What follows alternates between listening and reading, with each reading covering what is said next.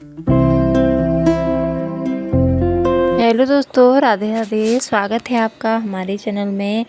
आज मैं आपको बताने जा रही हूँ क्यों हनुमान जी ने अपनी लिखी हुई रामायण समुद्र में फेंक दी। क्या आप जानते हैं कि रामायण का एक संस्करण हनुमान जी ने भी खुद अपने हाथों से लिखा था। उन्होंने बड़े मन से इस रामायण की रचना की थी, लेकिन किसी के दुख को कम करने के लिए उन्होंने अपनी लिखी रामायण समुद्र में फेंक दी। अगर प्रभु श्री राम के जीवन से जुड़े किस्से को उनके प्रिय भक्त हनुमान लिखते तो उन किस्सों कहानियों का समाज कैसा होता। उनकी लिखी रामायण को हनुमत रामायण के नाम से जाना जाता है। आज जब हम महर्षि वाल्मीकि की लिखी रामायण पढ़ते हैं तो भाव विभोर हो जाते हैं। उनकी लेखनी की ऐसी छाप है कि रामायण युगों युगों से हर पीढ़ी की सोच में बसी है। लेकिन सोचिए, अगर प्रभु राम के जीवन से जुड़े किस्से को उनके प्रिय भक्त हनुमान लिखते तो उन किस्सों कहानियों की रूपरेखा कैसी होती। जिनके रोम रोम में राम बसे हैं, उनके शब्दों में भगवान राम का ऐसा खूबसूरत वर्णन मिलता है। उनके लिखे रामायण में कितनी गहराई से भक्ति, प्रेम और भाव जीवित होते। शायद वो भगवान राम को एक किस्से की तरह नहीं बल्कि एक जागृत खूबसूरत महिमा की तरह गढ़ देते। वैसे हनुमान जी ने एक रामायण लिखी भी थी, लेकिन किसी कारणवश उन्होंने उसे समुद्र में फेंक दिया। उनकी लिखी रामायण को हनुमत रामायण के नाम से जाना जाता है।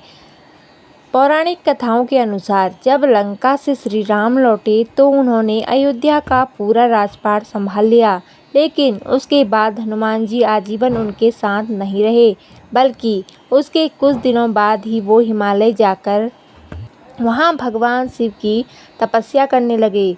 तपस्या के दौरान ही जब भी उनके पास समय होता, वो अपने पास मौजूद एक शिला पर अपने वज्र नख अर्थात नाखून से रामायण लिखते रहते थे। कई वर्षों तक उनकी दिनचर्या ऐसी ही रही। वर्षों की तपस्या जब उन्होंने समाप्त की तो तब उनकी रामायण कथा भी पूरी हो गई। श्री हनुमान जी के रामायण लिखने के बाद महर्षि वाल्मीकि ने भी रामायण लिखना शुरू किया, जिसे वाल्मीकि रामायण के नाम से जाना जाता है। रामायण समाप्त करने के बाद हनुमान जी और महर्षि वाल्मीकि दोनों के मन में उसे भगवान शिव को समर्पित करने का ख्याल आया। जब महर्षि वाल्मीकि अपनी रामायण लेकर कैलाश धाम पहुँचे तो वहाँ हनुमान जी पहले से ही उपस्थित थे। उन्होंने जब हनुमान जी की रामायण सुनी तो वो मायूस और निराश हो गए।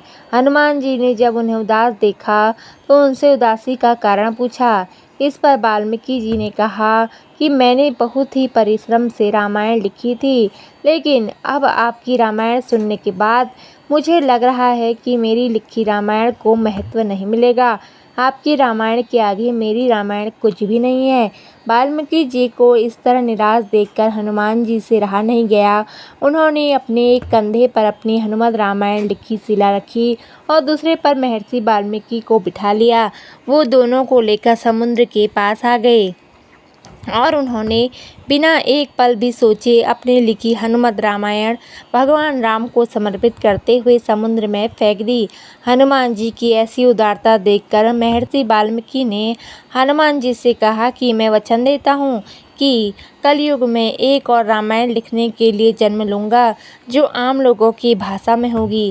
कहते हैं कि कलयुग में रामचरितमानस लिखने वाले गोस्वामी तुलसीदास जी महर्षि वाल्मीकि का दूसरा जन्म थे और रामचरितमानस लिखने से पहले उन्होंने हनुमान चालीसा लिखी थी, जिसमें उन्होंने हनुमान जी का भरपूर गुणगान किया था।